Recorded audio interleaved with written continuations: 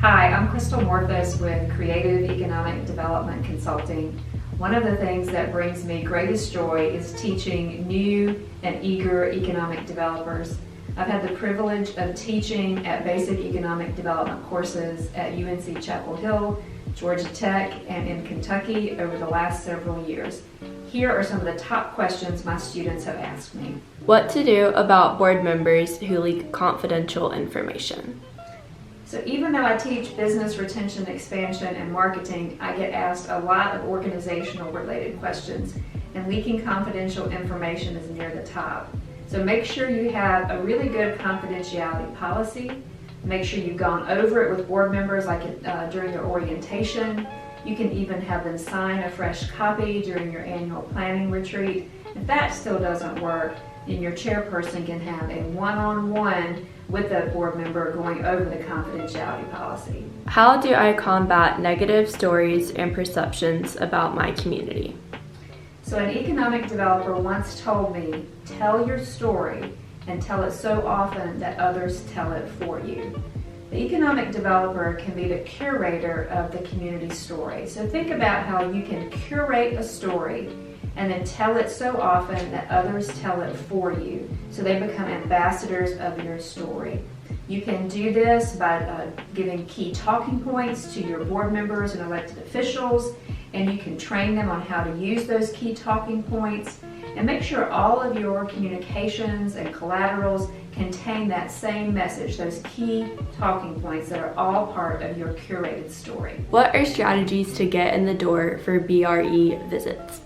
So that's a question I get asked a lot in my business retention expansion class because sometimes it's hard to get into the door. So make sure you've got a one-page like e-brochure that you can send out in advance when you're requesting an appointment. And that brochure talks about all of the benefits of your business retention expansion program and why a company would want to participate. And then make sure you have several contacts of a company in your database. So it may be hard to get an appointment with the top one or two or three people, but maybe you can make a first connection with an HR manager or with a real estate manager or someone else in the company, and then eventually that can be a door opener to meet with other executives. And then use your network for an introduction. So if you've got a strong relationship with one or two companies, especially if they're in the same cluster, ask them if they can open the door for you to get in to visit one of their colleague companies in your community. What is the most efficient use of my marketing budget? So I have a great slide for this when I teach the marketing class, and it's a top 10. So number 1 is website. Number 2, virtual meeting technologies. Make sure you're really good at virtual meetings because of course they're here to stay. Number 3 is social media. Number 4 is video content like video testimonials on your website. Number 5 is to have just a general basic information piece about your community. Number 6 is to spend money on e-marketing and e-communications. It's a real efficient way to communicate with a large audience. Then if you have more marketing dollars left, think about some target industry brochures that you can put on your website. They can be downloaded. If you still have marketing dollars left, then visiting some prospects and consultants, and so it's a one-on-one. Of course, that's more time intensive, more cost intensive. And then if you still have marketing dollars, think about how you can participate in special events with industry executives, with prospects, with consultants, and then targeted trade shows in niche sectors that are in your community. How do I determine my community's competitive position? So a competitive position is having more attributes than your competitor. So think about having more assets than competing communities. So think about where you have a specific advantage. It could be in a specialized talent skill set. It could be in a unique infrastructure asset like a regional airport. Your industry clusters could have specific research and development expertise in a niche.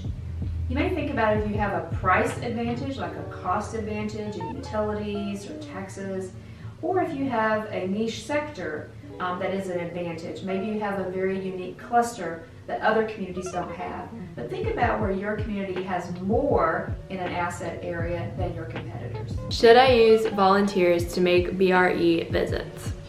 So that's a really good question too. So you can use staff or volunteers to make BRE visits.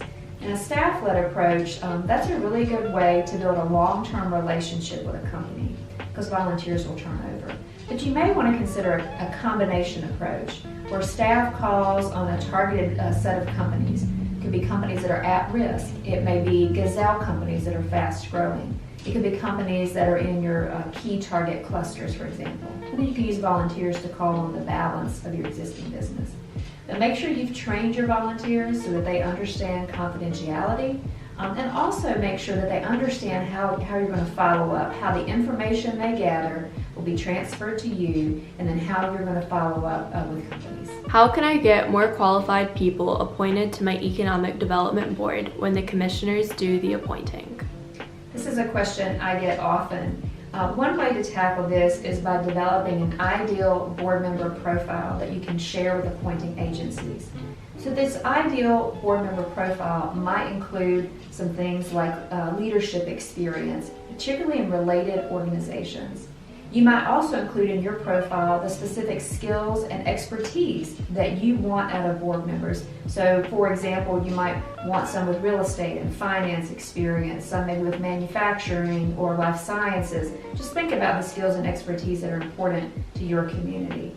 Also think about diversity. You want to make sure there's some geographic diversity, like over your county, for example, or your region. Industry diversity would also be good. Age, race, gender, just think about all of the levels of diversity in your community and how that can be represented on your board. Also, you want to be sure they have the ability to commit time and talent to your organization and that they're willing to advocate for economic development. You want board members who can be champions for what you're doing. My community's brand image, logo, and marketing materials are so outdated. What do I do? So first, pull together all representations of your brand. You'll likely find some inconsistencies. We find this when we do a marketing review, especially as part of a strategic planning process. There'll be some materials that will be from a different generation and then some that are newer. So when you bring it together, probably some inconsistencies. That's the first thing to look for. That's a good way to show your board that it's probably time to bring all those materials together.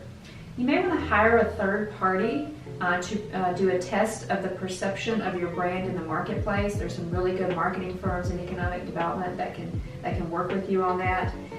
Share some best practices in branding with your leadership. So pull together some best practices in branding, maybe from other economic development organizations in your region to share with your board.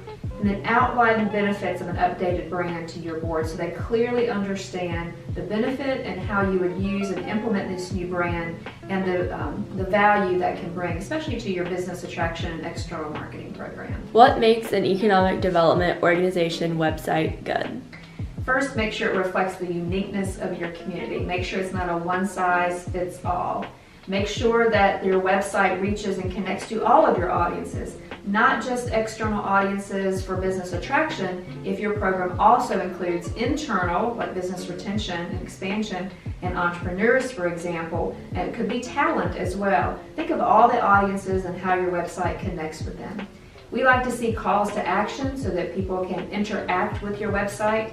I personally like to see a lot of deep data on the website, but make sure it stays current. And that's another thing. If you have recent news and announcements, make sure that they're up to date. When you have the last news posting like 18 months ago, it looks like nothing's happening in your community when there probably is something really good happening that you want to post on there. What are you reading now? I love to talk about what we're reading. Our firm publishes a blog each summer called Summer Reading, and it is the most read blog every year of all of the content we produce. So just a few things to recommend here, because we could recommend a lot. First, we are huge fans of Adam Grant, so anything by Adam Grant, but his most recent book, Think Again, is something that we have really enjoyed and we go back to quite a bit. We're also fans of Melody Warnick, and her latest book is If You Could Live Anywhere, The Surprising Importance of Place in a Work From Anywhere. So she describes anywhereists, you can also call them digital nomads, and it's a really exciting book to read, and in fact that's the book that we are using in our Women's Leadership Forum this year. So we also are fans of Daniel Pink and love all of his books, but one of the most recent, The Power of Regret, How Looking Backward Moves Us Forward, is something that, again, we've talked a lot about internally in our company and we keep going back to. And then finally, huge fans of Brene Brown and all of her work, including her podcast. There are members of our team that are devotees to Brene Brown's writings and also her podcast. You don't have to be in one of my basic economic development classes to ask a question. We love getting questions here at Creative EDC. Whether it's a question from a practicing developer or a local government manager, community leader, or even a student, we love getting questions from students who are interested in a career in economic development. So send us your questions and also send us your book recommendations.